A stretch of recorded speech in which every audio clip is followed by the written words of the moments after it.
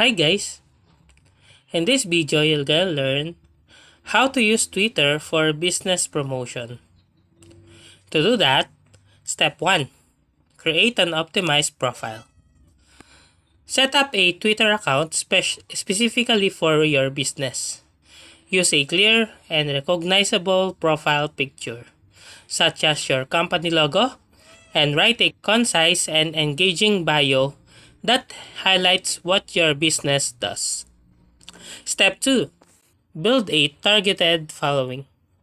Start by following accounts that are relevant to your industry, customers, and influencers in your field. And step 3, share your valuable content. Create and curate high quality content that is valuable and relevant to your target audience.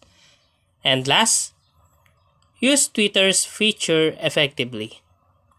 Twitter offers various features that can enhance your business promotion efforts. Take advantage of hashtag to join relevant conversation and increase the discoverability of your tweets. So that's how to use Twitter for business promotion.